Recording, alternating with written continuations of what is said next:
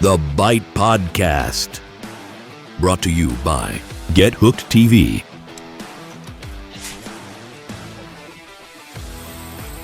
Welcome to the Byte Podcast. I'm your host, Aiden Slack, and today we have with us Daniel Gallagher, president of Northwestern State University's bass fishing team. Welcome, Daniel. Thank you.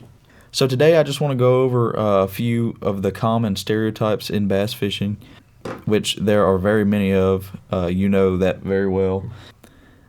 I mean, I think a lot of people, when they think of bass fishing, they think of people getting drunk on the boat, staying up all night, going to throw jug lines out for catfish. I think there's a lot of common misconceptions about bass fishing as a sport in general. Would you agree? Yeah, I mean, definitely.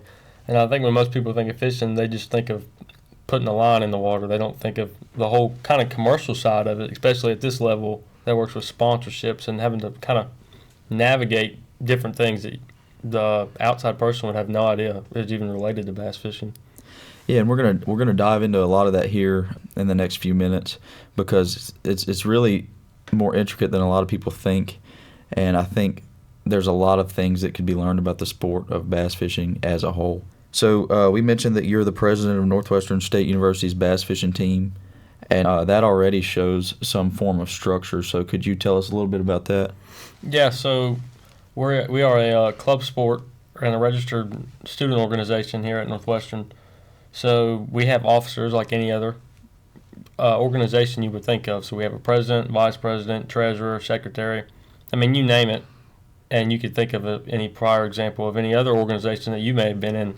We probably have that position. So, of course, we have people ahead of us. We have coaches. We have advisors. And we have rules and regulations we have to follow.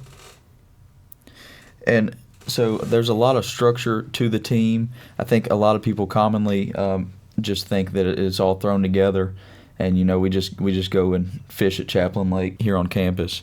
But I really don't think a lot of people realize how intricate this is. I mean, the travel, for one, is something that rivals many other of the sports here at Northwestern State University. I mean, we travel. We do a ton of traveling. Let's go ahead and talk a little bit about some of the travel we've done over the past year. Okay. Well, one thing that's kind of sticking out to me is about middle of September, on September 14th, we had a tournament in Maryland. So just from here, that was about an 18-and-a-half-hour drive just to get up there. And I was talking to one of the backup quarterbacks on the team here, and he was saying, yeah, we're going to Minnesota this year.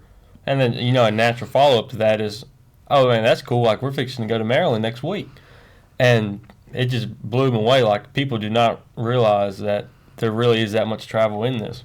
And that itself shows at least some amount of discipline to be able to drive that far. And I want to make it known that you drove the entire way to Maryland. I mean, that's no small feat to drive that far over a 2-day period. That shows some discipline, and I mean, that's not just going to throw a bobber out at the local pond. Well, I think at least one thing about that is that should show that it's not as simple as people think it is. I mean, we have Northwestern's name on our jerseys. I mean, it's on the clothes we wear. It's on the boats we pull that are wrapped. I mean, so anything we do represents the school. So if there was no level of organization to this, that wouldn't be possible. I mean, a public university like Northwestern would not risk their name and risk their reputation over just some guys wanting to go fish.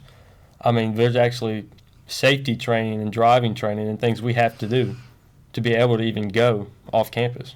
And you and I went to the same high school.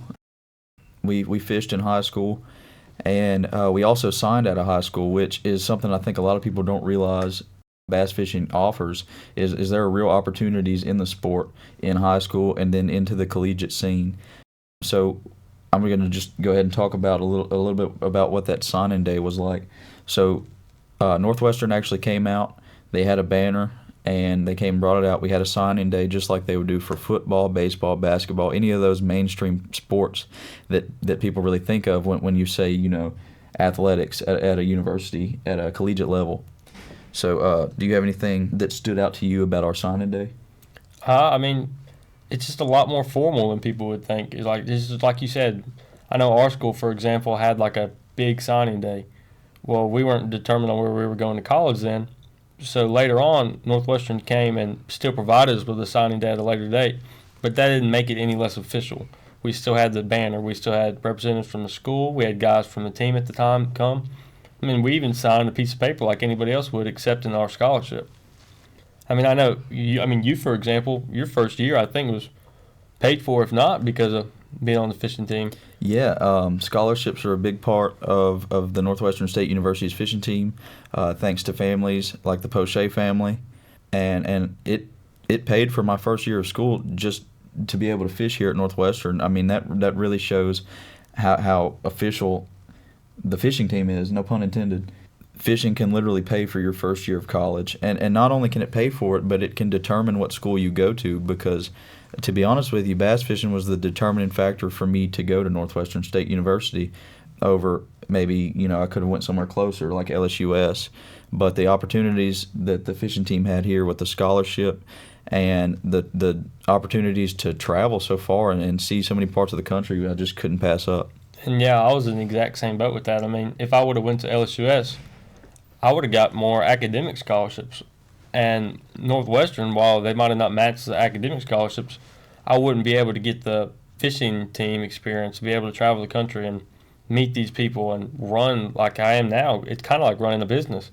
I mean, this summer last summer, sorry, I worked with sponsors just trying to make it work for this year, recruiting new guys that we're fixing to sign in the upcoming weeks. I mean, there's a lot more to it, and it really helps develop you in many aspects of life rather than just attending college.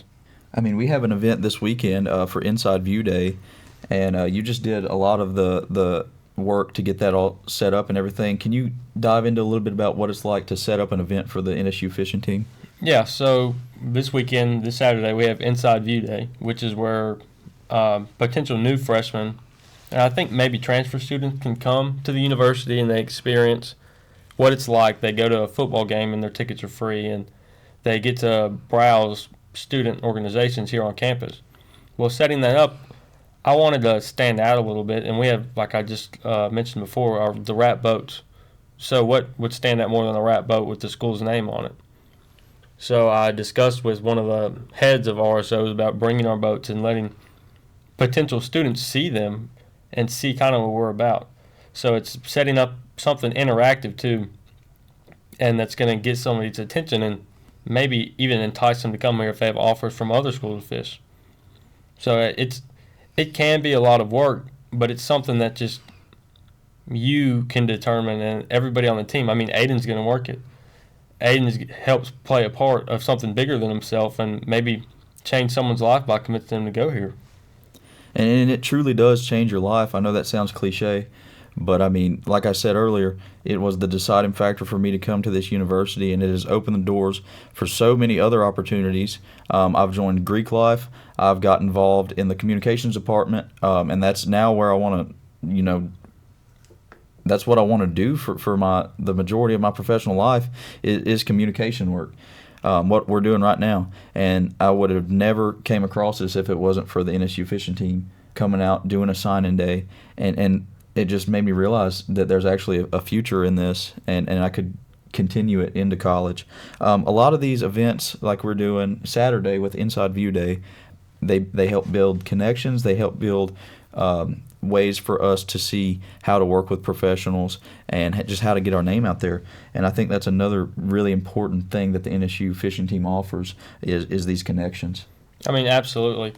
So, I mean, first and foremost, we wouldn't be traveling the country if it wasn't for the sponsors and connections that we made with people in our communities because of the fishing team. So, this weekend, let's say we don't entice anybody to come to Northwestern. We don't do anything that's going to change their minds about where they want to go to school. Or if they're already coming here, well, we're not any more convincing. And that's completely understandable because it's not everybody's route. But at the end of the day, with the connections we've made being on the fishing team, we're going to represent our sponsors at Inside View Day. With the hundreds of people there and potential new students and their parents, they're going to be, oh, well, I saw McDowell Cabinetry on a boat route. Oh, I saw the Dylan Kyle Poche Foundation maybe I want to fish in the tournament this upcoming spring and support a good cause. So it's really all about connections we've made. And connection is a huge part about my business and communications, and connection is a big part in any business, I'd say. And organizations like the NSU fishing team just really help bolster that and just help us grow in making connections and maintaining connections. I want to thank you for coming on here today, Daniel. I appreciate you taking time out of your busy schedule to be here. And do you have anything else you wanted to add? No, I think that was it. Okay, well, I want to thank you very much for coming on here. I hope we could teach some people about the common stereotypes about bass fishing as a competitive sport and show that it is extremely organized and it is up to par with some of the other mainstream sports people think about when they think about collegiate athletics. Catch of the Week, presented by McDowell Cabinets. Now it's time for this week's Catch of the Week, and that Catch of the Week is the new bait by Berkley, the Berkley Flux Gill. The Berkley Flux Gill is a new style of bait from Berkley that kind of mimics some of the older designs from Bellows Gill, from G-Crack. Yeah. And I think this bait would excel on the back of a chatterbait as a trailer, and I think it would do great also standalone, flipping into reeds or around trees. What are some applications you think would be great for the new Berkley Flux Gill? I think it'd be great on a Texas rig, just flipping that kind of thing. I know the lake where we fish a lot, Cattle Lake, during the summertime when they're feeding on a bluegill. Why not throw that on? Why not try that Flux Gill and just give it a try? I mean, if it looks like a brim, looks like something like that, I mean, why not? It could be something really good. And it could be something that they don't often see. I mean, they see a lot of Senkos, they see a lot of crawl-type baits. I think the Flux Gill could just be something new that might intrigue that next big bass. Oh, yeah. That was your Catch of the Week. I'm your host, Aiden Slack, and have a great week.